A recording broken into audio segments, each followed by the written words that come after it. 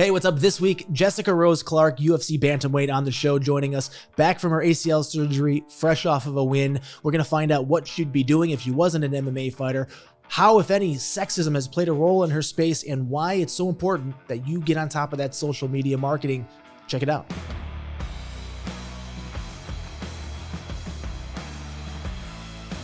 First thing I just wanted to say is thanks for taking time, and happy belated birthday.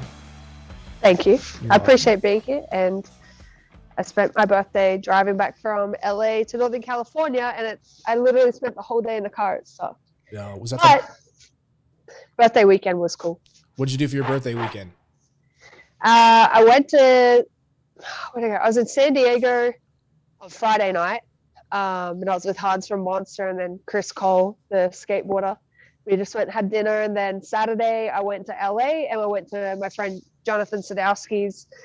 His birthday was a few days before mine, so he had a big party, and we were doing like a joint birthday party, but it was all his friends, so I was just kind of there, and I got a cake. So that was pretty cool.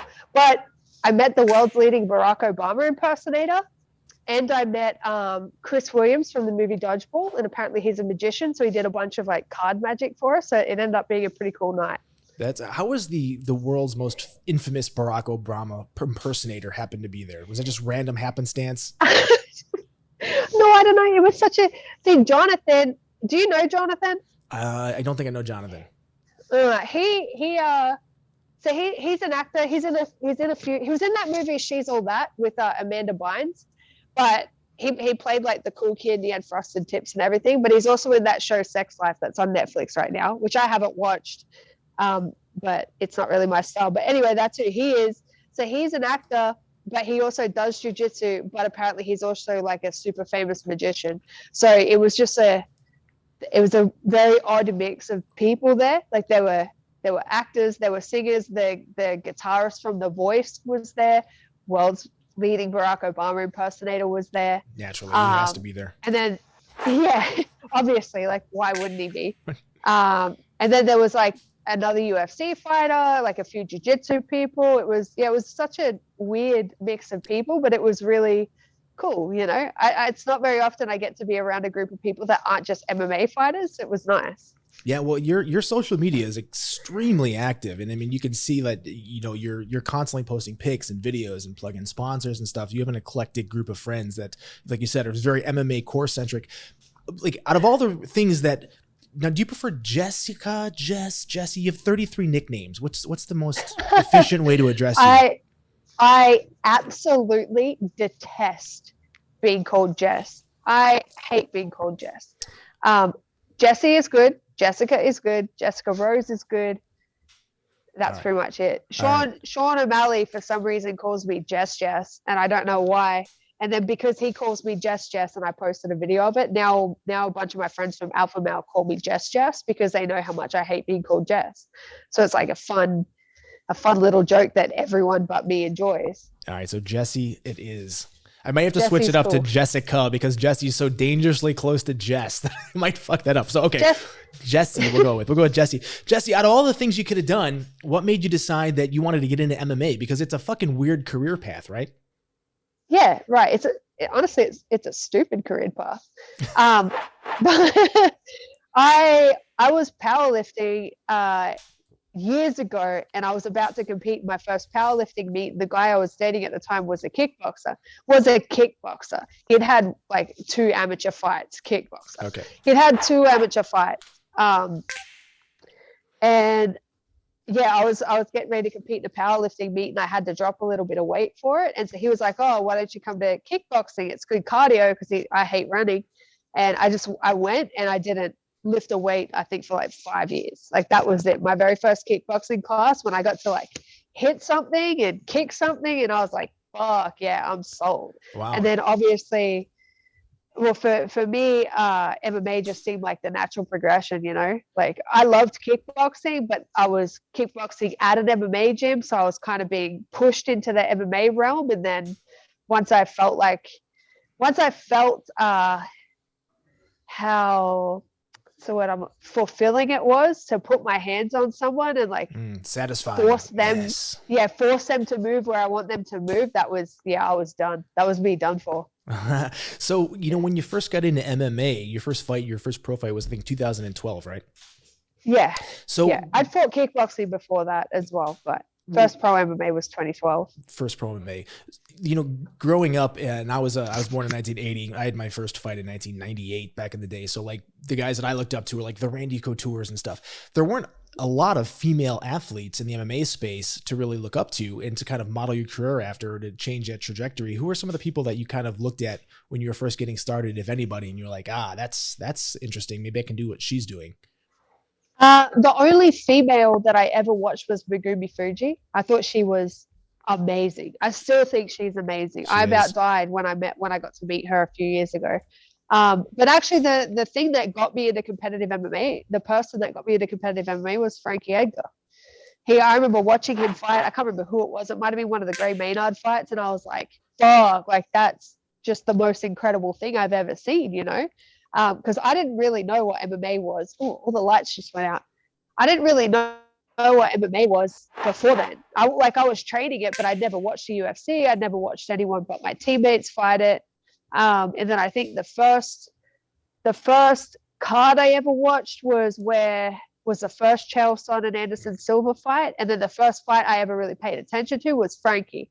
And like, I was so fixated on him and his style and how just amazingly he fought. I don't even remember who he fought. Like, I literally didn't even see the other person. Yeah, Frankie Edgar's had some amazing fights, and you mentioned the Maynard fight. So when you watched that fight, you were already doing kickboxing. You decided that, hey, this looks like a sport I want to try. What was your next step? Well, I was already kind of doing it. Like, I actually think I'd already fought MMA at that stage, but I hadn't watched it, I started fighting MMA before I ever did any jiu-jitsu as well. Like, I was just, I moved, I was in Townsville when I first started fighting kickboxing, and then I moved to Sydney and went to what is still my home gym, Eagle MMA. I still consider that as my base when I go back to Australia. And I had my first MMA fight, and I weirdly won via wrestling, and had never wrestled. And then so after that, my coach was like, oh, you should probably learn how to do this properly since you're naturally really good at it, and then it just kind of like snowballed from there. And I moved, I'm a gypsy, so I moved all over the place. I was like there for a year, then I moved away for 2 years, then I came back for a year, then I moved to the US, and it's been like a never ending road trip, baby. It's funny because as I was doing research for the episode, I had realized that I was actually at one of your fights before you were in the UFC down here in Florida when you fought Karina Dam. I was there because on Titan. Yeah, really, Titan that's FC. cool. I was cage side there. Yeah, I was right where they were watching the fight. I was like, oh, that's right. That's who. I was there because I'm friends with Karina and her husband Luis Santos. Yeah, and I was just there to support in the local MMA scene. And I was like, that's funny. That was you got the split decision. You beat her by there. That's a great win. Yeah. She's really tough too. Yeah. No, she was. I remember she was the first person to ever calf kick me, and I felt that for like a month afterwards. I remember feeling it in the fight, going, "What the fuck? Really? Like, why did she kick me in the calf?" Because that was kind of before calf kicks were a thing. I'd never trained it. I'd never been hit there. It wasn't being done in the UFC yet, and she kicked me in the calf, and I was like, what the fuck is this? Because usually when I get kicked in the leg, like, I don't feel it, but that felt like someone hit me with a baseball bat. Yeah, calf kicks are brutal. Nobody was really practicing calf kicks back in the day, but it's funny that you say you felt it in the fight, because I'd probably say that like the worst I've ever felt was after I fought Thiago Alves back in the day. And like afterwards, I was just, oh, lucky you. Yeah. And my strategy was, I'm going to stand up with this guy. This is going to be fun. I thought I was Vitor Belfort. Like, I'm running across the cage and just throwing punches, but it wasn't as bad as it sounded. But afterwards I was just, cause he like landed with a bunch of like shots, and I didn't feel anything in the fight. Afterwards, like for the next week, I was just so that's what I don't miss, is that the swelling and the soreness and the black eyes and the fractured ribs, and you're like, oh, he hit me there too, son of a bitch. Yeah. Like, that's like even after this last one, like it's been 5 weeks and I kicked the bag and I'm like, what the fuck is wrong with my shin? Like, speaking of legs, how's your knee? It looks like, you just had a great fight and you won. It looks like it's all back healed up. You feeling 100%? Yeah, I mean, because my ACL is cool. I think I like strained the hamstring tendon, so I'm just kind of resting that right now. They said it's nothing serious, just a little bit of inflammation. It's just painful all the time. So I got a couple more weeks off it and then kind of getting back into full training. Well, you're training mostly, you started doing kickboxing, and now you see people that have left the UFC, Lieben, I'm forgetting, I forget her name. We were just talking about her, Vinny. In bare knuckle fights. Oh, Paige Van Zandt. Paige is in. Would that ever be a route in a hypothetical world that you would ever go down if you left the UFC? Does that appeal to you at all? Absolutely not. Never, ever in my life will I fight bare knuckle boxing. Yeah. Never. It just, like, I don't have anything against anyone who's doing it. I have a ton of friends who are fighting in bare knuckle, but it's really not something that interests me. Honestly, I talked to my head coach Kieran a lot about when I retire from MMA, before I retire from combat sports, I want to try to get a Muay Thai world title. That's something that's really appealing to me. But straight boxing, bare knuckle boxing, I have zero desire to do that. Have you ever fought in like the Lupini Stadium? No, I've never even been to Thailand. You know what? I've paid for Thailand vacations twice and haven't been able to go either time. So I'm still trying to get out there. So it was back at the start of my career when I was super poor, and I paid both times were exactly the same. I paid for my trip, flights, accommodation, everything. And then if I had gone, I would have been behind in my rent, and I wouldn't have had a house to come home to, you know. Oh, so geez. Yeah. That's what people don't understand. Like, there's a real big grind just until, a few years ago. And I don't want to make this about me, but just as a reference point, like I was supposed to fight at UFC 60, and that was like my first big, like, yay, I'm going to finally be in the UFC. And I'm supposed to fight Spencer. I'm going to make money. Yeah. Oh, not, you think people nowadays are getting the short end of the stick, sister. Mine was, so this is when Spencer Fisher was like on top of the world. This was the Matt Gracie or the Matt Hughes Hoist Gracie card. And then I think Matt Wyman ended up taking his place. And then Leonard Garcia was in there too, or my place. And like the contract was 2-2, 4-4, 6-6.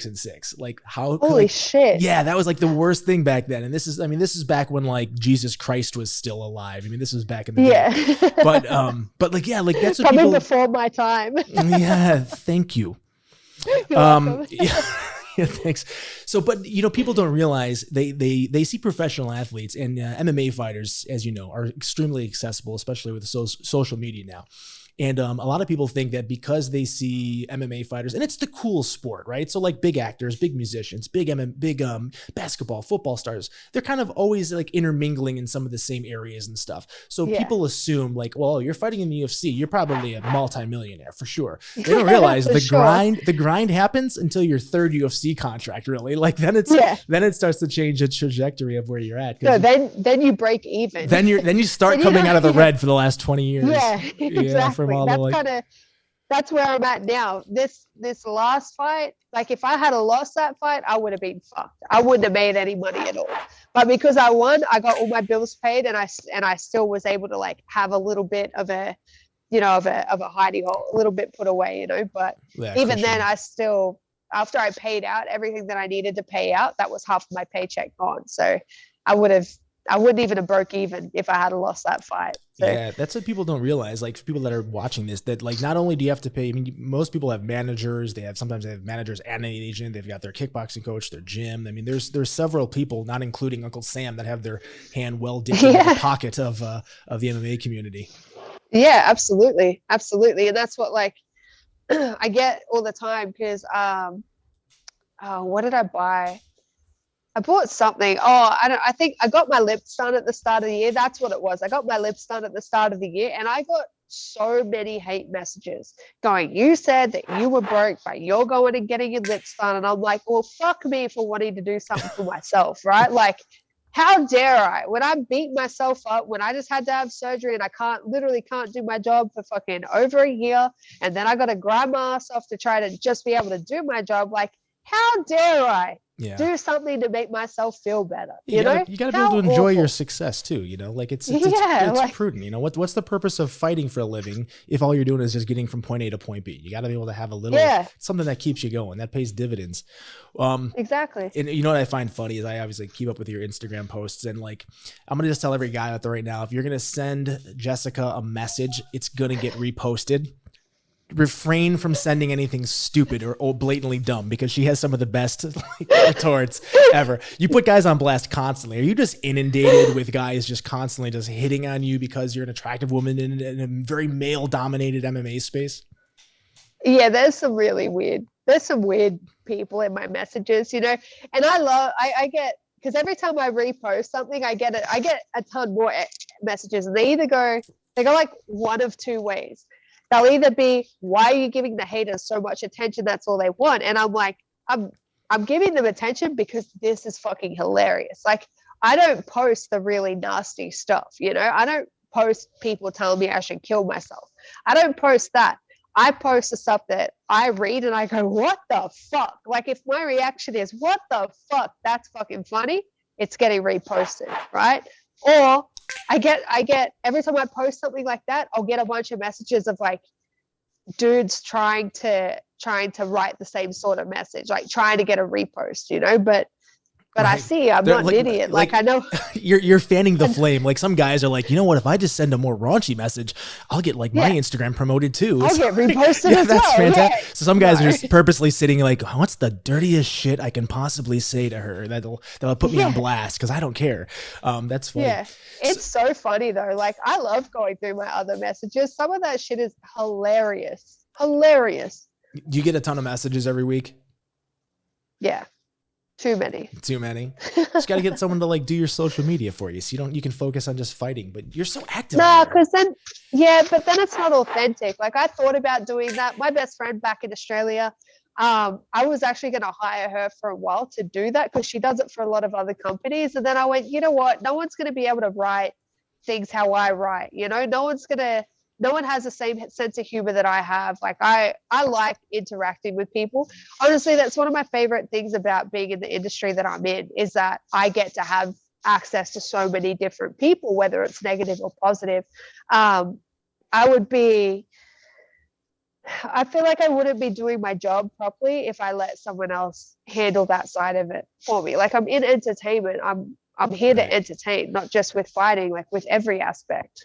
That's so smart that you said that, because I've always made the parallel too, because I grew up with like this mix of cage and stage. Like, I was always acting and fighting and acting and fighting, and and I actually had a pivotal moment, and Rogan was one of the guys that convinced me. When I had the UFC contract, we had shot the pilot for that show, Human Weapon, and in the meantime we didn't hear shit. So I had a UFC contract. Then I heard that the show got picked up, and I was really conflicted. And I talked to Rogan, and I was like, dude, what do I do? You know, I back out of this fight, because a big part of me getting an opportunity was being a friend of Joe's and Eddie's and stuff like that, and for sure. Yeah. It definitely wasn't my amazing fighting accolades. So it was just, so I was like, you know what do I do? And he's like, dude, if you don't have to fight, don't fight. And I'm like, that's a good point. And I think the other way to put that is just like, if you're not super passionate about it, you shouldn't get into this, because like the money is not the reason you should be getting into this. But the thing I always talk to people about is that you have to realize at the end of the day, because a lot of fighters don't have that perspective that you have, that you're in the entertainment field. They think, I can put on a boring fight. Who cares? I don't need to do the fucking media interviews. But at the end of the day, like, someone has to figure out why they're going to give the UFC that $69, or they're going to spend that 3 hours of time watching this versus watching that. And that really does come down to entertainment. Absolutely. And, you know, I used to have this argument with an ex of mine all the time, because he was undefeated for a while. But when he was undefeated, he would always say, I would say like, hey, you need to go post on your Instagram. Like, you need to do this, you need to do this. Cause I feel like that's what I excel at, is how I interact and how I promote. And he would always be like, no, I'm just going to keep winning fights, and then the money will come. And I'm like, well, bro, the money's not going to come. Like, if you're just winning fights, like, people aren't going to pay you because you're undefeated. People are going to pay you because of the persona that you present to the world, you know, like, and I try to educate a lot of my teammates and a lot of my friends who are in the industry on the same thing, you know, like, right. It is an equal part of your job. It is as much of your job as training is. Like, training is my full-time job. My social media and how I present myself and how I promote myself is as much of my job as that is, you know, because they need to go hand in hand. I can train my ass off and not promote anything, and no one's going to know that I'm fighting. And if no one knows that I'm fighting, then they don't want to watch me fight. And if they don't want to watch me fight, then I don't get paid. Like, that's the reality. Right now, I have 385,000 people on my Instagram who, when I fight, 90% of them are going to go, fuck yeah, we're going to go watch that, you know? But if I wasn't putting the effort that I put into it, no one's going to want to watch me. And I'm here to make money, and I'm here to entertain, and I want to be in the spotlight, and I want the UFC to see what I can do. And I want them to get the value out of it. So, because the more they get out of it, the more I get out of it. Yeah, I know the UFC's done a couple summits with fighters too to try to help them understand the importance of social media and build their brand. But it really does. It comes down to it. I mean, there's effectively two ways you can build your brand. The long, slow, arduous way is to have the GSP fights where you're just, you're a nice guy. You're not really making a lot of noise. You're winning fights, maybe not in the most spectacular fashion. And then over the course of X number of fights, X number of wins, you're the guy that everyone's like, oh yeah, okay, he's well known. Or there's guys like Chael Sonnen who arguably weren't top 5 guys, but boy, you put him on a mic and whether you loved him or hated him, you wanted to watch him fight, and he built himself a brand. And that's what I think people don't realize is like, you have this limited time in the spotlight that you really have to hit the throttle as hard as you can. Fuck what people think, be your authentic self, get out there, engage, be a good person, and just fucking like live your best life. And people that, like you said, it is a lot of work to stay up on social media. When I started the podcast like 3 months ago, and I've been talking about a podcast for years, realized, oh God, I got to do more social media and I got to do more work. This is fucking annoying, but it's a necessary evil. Yeah, absolutely. And like, you said something there. You said, you got to be your authentic self. This is the other conversation I have with a lot of fighters about, like, usually people will find you because of fighting, right? But that's what they know that you do that. So that's not what they want to see. They don't want to care that you're doing. They don't want to see you be a tough guy on social media all the time. Like, everyone knows you're tough. You're tough. You get in a cage and you fight. Like, people punch you in the face for a living. Like, we know you're tough. Where I think a lot of people fail, and this is how I see it, this is how I try to relate with people, is I never want to be unattainable. Like, I want people to see what I'm doing, and wherever they are in their life, I want them to see something that I'm doing and go like, man, if she can do it, I can do it. Because I feel like that's the dream, right? That's the dream, is to, if you're in a hole, is to be able to pull yourself out of it and make something of yourself. And that's what, like, I've been homeless a lot. I've been broke. I moved to America with $200 and I didn't know a single person. Like, I've pulled myself out of that hole time and time again. And I feel like that's how people relate to me, is because I always try to be authentic. I'm very vocal when I fuck up. Like, I'm very vocal when I do something wrong. Like, I broke my sobriety last year, and I was very open about that, because people go through the same thing. And I feel like a lot of fighters in particular fuck up because they present themselves like they're untouchable, But if you're untouchable and people can't relate to you and people can't see something that you're doing and go like, hey, I do that as well, or like, hey, I've been through that as well, they're not going to be as interested in your journey. They're not going to be as involved or as emotionally connected to you as what they could be. So that is the presenting your authentic self is something I really feel like I've always done well. And I never want to lie to anybody. Like, I want to be as open and honest as I can, even if people want to hate on me for it sometimes. I'll never lie to anybody, whether I know you or not. So do you have another fight lined up? No, I'm trying to fight in March. I'm just waiting for them to say yes or no. I keep telling my manager, I'm like, every day, I'm like, annoy Mick, message Mick, send Mick an email, annoy Mick, come on. Who's your manager? We'll give him a plug. Hit Daniel Rubenstein. Danny, don't annoy Mick. Danny Rubenstein. Yeah, Mick Maynard, man, back in the day. And Mick's really, that's funny too. I remember Mick doing his events and stuff, man. The UFC has changed so much. I remember, Joe Silva was around from like UFC 2 back in the day. You weren't there for the Joe Silva days, right? You came in after. No, he's before me. I came around in the Mick Maynard days. Mick gave me my shot. Yeah. You know what I think the UFC has been better about? And that was not to speak on behalf of Joe Silva, but we've had a tremendous amount of conversations offline.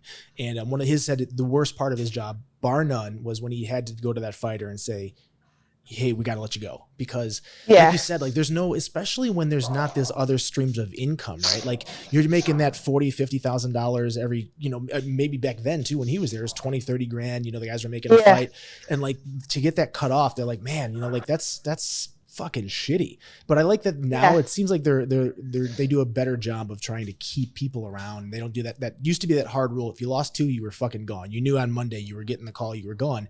Now they kind of they take other factors into consideration. But like I think the real answer is to do what you're doing. You know, like if you're someone who's an up and coming MMA fighter, you have to build your brand. What advice would you give a male or female MMA fighters that want to become the next Jessica Rose Clark? One, just do it.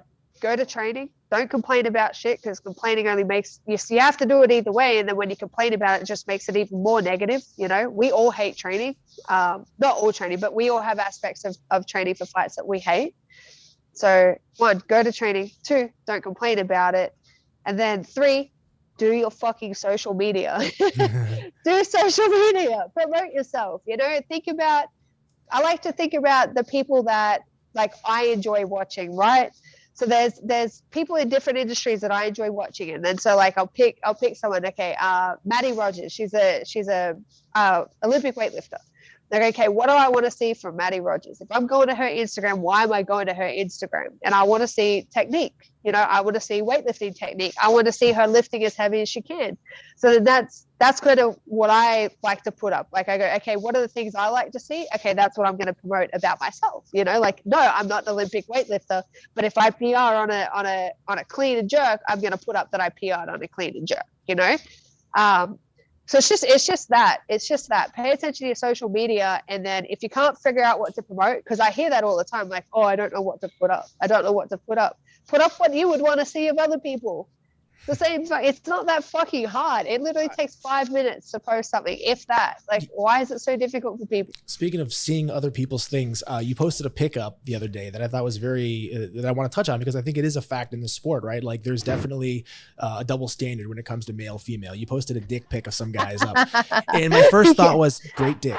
My second thought was that's really awkward. No, but like it was a picture, right? I think my third thought was, why did I zoom in so much? Yeah, and my fourth thought is, why do I still have it on my screensaver? No. So the picture obviously was like, I don't know if it was a UFC fighter or it was just a guy, but you could clearly see the meat and potatoes. And you made the comment like, why is this okay? But like, if I show a butt pic or a side thigh shot, like you're getting flagged and banned. Why do you think that is? Because that's clearly a difference between a butt pic and here's like the one-eyed snake. The outline of everything. Yeah, here's everything. I don't know. Honestly, I did have this argument on Twitter, because I do love to argue on Twitter. I did have this argument on Twitter a couple months back. I can't remember what I put up, but it was something where you could see my nipples. Like, you could see my nipples through my sports bra, right? Which I have no control over that. I do have control about whether I post on social media, though. But I put up a pic and people were like talking shit on the fact that you can see my nipples. And I'm like, why is it not okay for me to do this, but it's okay for Paulo Costa to be on Instagram in his underwear? You know, like, why is he an athletic specimen when you can see his six pack, but if I'm training in short shorts and a sports bra, I'm showing too much? Like, why? I don't know why it is. I feel like, well, actually, I know what part of it is. Part of it is that women are still viewed as sexual possessions by a lot of men. I'm not saying all men. Everyone, before you start sending me messages going, we're not all like that. I know you're not all like that. Okay. But women are still viewed as sexual possessions, to the point where, like, I think it's so fucked that guys want to see us in a sexual fashion, but then if we do promote like that, then we're slutty. But like, my body is my body. I can't change that. Whether I hide it or not, it's still exactly the same, you know? So I don't know why I caught more shit, but that particular UFC fighter can put his entire dick and balls on the internet, and people are like, man, like, you look really great. Yeah, that looks like a good holiday. Like, oh, wow, you look like you're in shape. And I'm like, no, I can see the hair on your testicles. Like, I don't How tight are those spandex shorts when you can see the hair on the testicles? Jesus, good old Paula. Yeah, and also I feel like it was strategically put into position. Strategically. Right? So then what's the difference? Why do you think it was strategically put into position? I want the female perspective.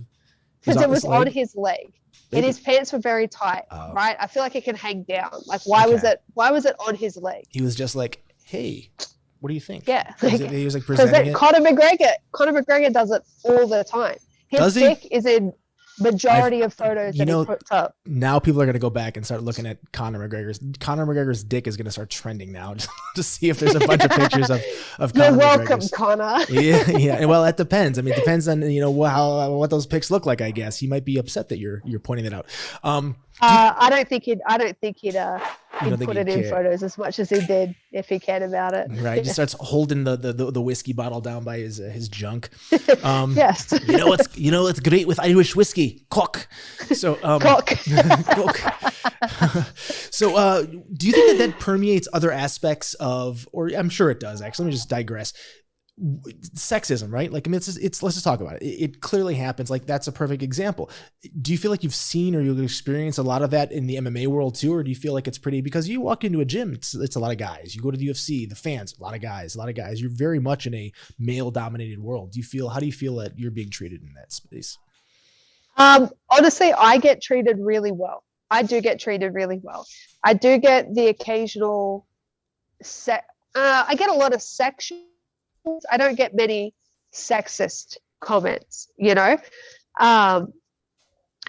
again, I don't promote myself in an overly sexual manner. Like, I legitimately train in short shorts and a sports bra because that's what I fight in. That's what I'm comfortable training in.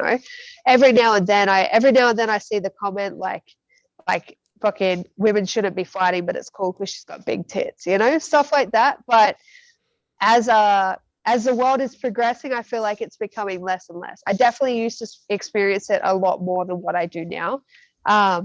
Yeah, honestly, I get treated well. Like, I can't complain about how I'm treated as a female. I feel like the UFC does a great job with me. I feel like I get treated maybe better than some other people. So maybe they're sexist in that respect, whereas I get treated better than some of the guys do. Jeez, Lights there. Make up your mind. Jesus Christ. That's God agreeing with your last statement. You want to turn the lights on that. You grew up with 8 siblings, right? Brothers and sisters. So you were fighting from a young age. Well, I didn't grow up with all of them because I'm the eldest. They just kept coming. You left and they're just like, yeah, just keep popping stopped. Them out. Yeah. Your poor mother, man. Holy cow. Well, she had 6 of them. The other 2 are on my dad's side, but yeah, she had 6 on her own, and she's not a big woman. Like, she's very skinny, narrow. I don't know how she did it. So for right, this is painfully, it would appear. So for your last fight, I know you were working with Daniel Cormier a lot, and I'd probably say that from a outside perspective now, women's MMA to men's MMA, the biggest caveat that's missing, or I shouldn't say the biggest caveat, one of the biggest areas that's underutilized, and that's just because NCAA doesn't have a women's college wrestling program where a lot of people come up that way, is the wrestling component for the females. You see a lot of women, Gina Carano, Holly Holm, come in with great hands, or they have jiu-jitsu base. Is your wrestling your main focus now, or are you still kind of across the board even? Well, I'm still based at a kickboxing gym, but I did, especially for that fight, because I feel like the wrestling is what blew my knee out in my last fight in particular. So that kind of was what I put my biggest focus into, because I needed to do that to mentally be okay with my knee, after post-surgery.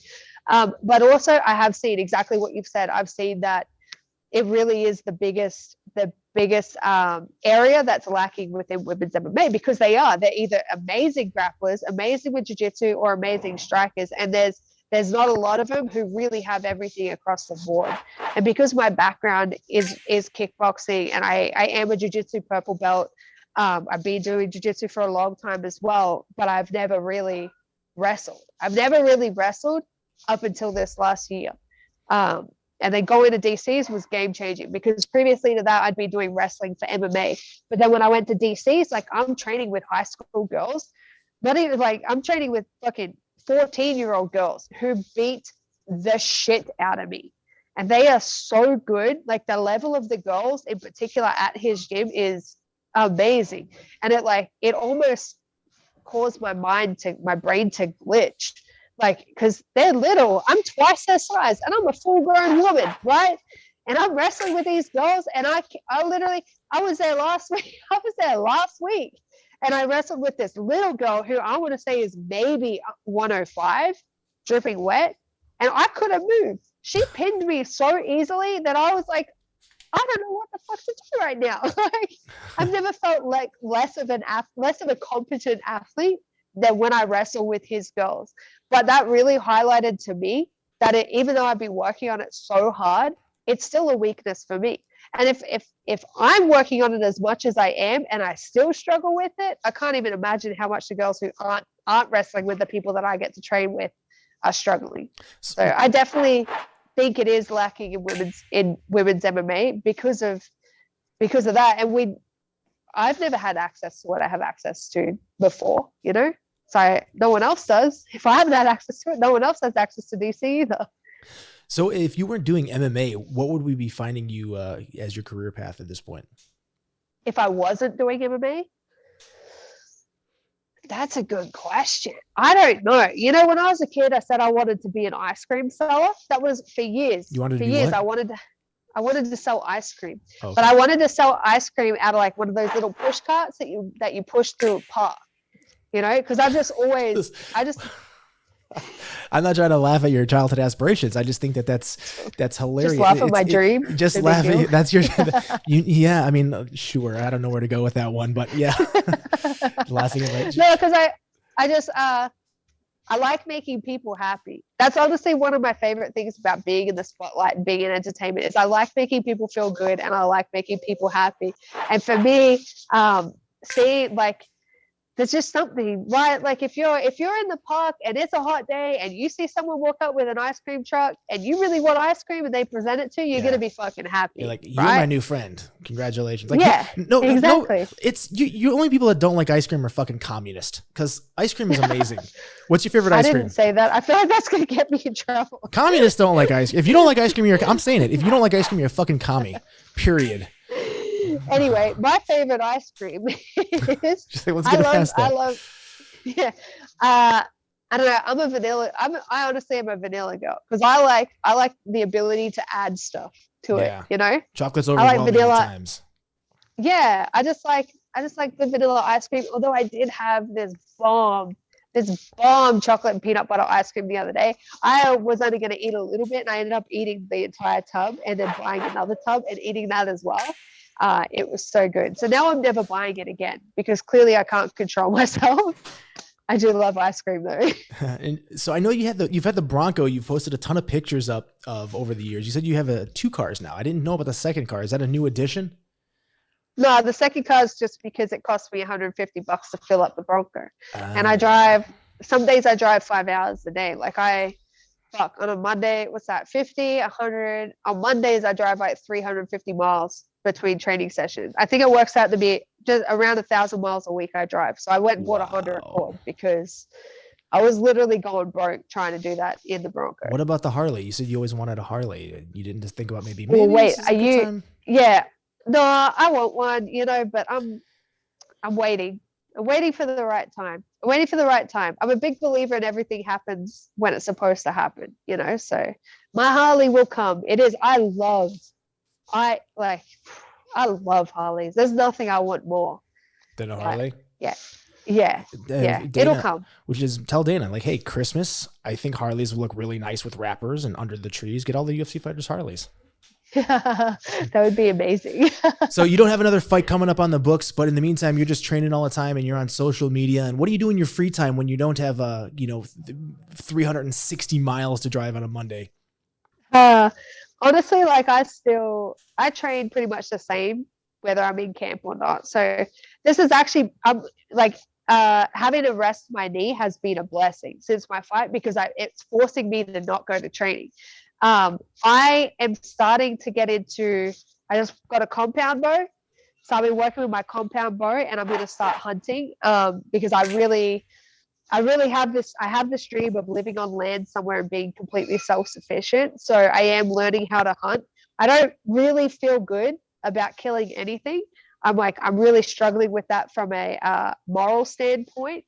However, I know that me providing for myself is better than buying like farmed meat, So I would rather learn how to catch and kill my own food and be able to provide for me and my family being my dogs, than go and go and buy a farm to be, so Yeah. that kind of is what I'm getting into right now is archery. And outside of that, it's really just hanging out with my dogs. That's it. Like I don't do anything else. Yeah, Joe's big into archery. You should hit up Joe and go out to Texas. He's a stud, Yeah. man. Like he is super accurate with his archery too. I was watching some videos of him the other day, and like he's hitting from like 80 yards out, like the size of like a 3-inch circle. It's insane. That's rad. Yeah, I've it's never so met rad. Joe, so I probably won't hit him up to go. I've never met Joe. You've never met Joe? Like, is he not? He didn't do the. He's done so many less. He's never commentated my fight. Really? Yeah. I've never been at an event with Joe. So.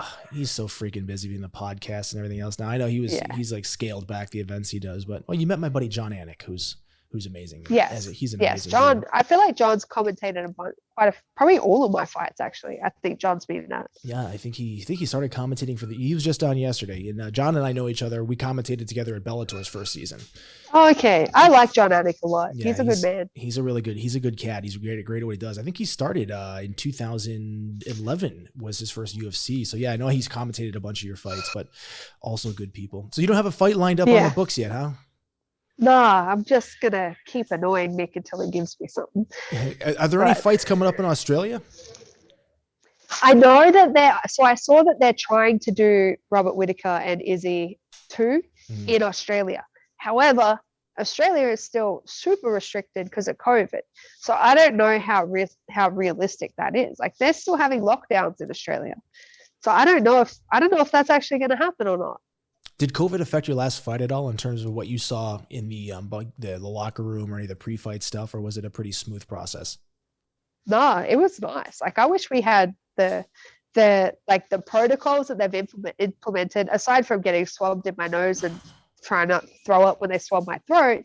Everything else, I love it. I wish it was like that all the time. Like it was just way calmer and everything runs so smooth, and like I don't really like interacting with people in fight week. Like I am, for as social as I am, usually in fight week I do like to keep to myself a lot. So with the COVID protocols, they do keep everyone pretty separate, and it's perfect for me. I love it.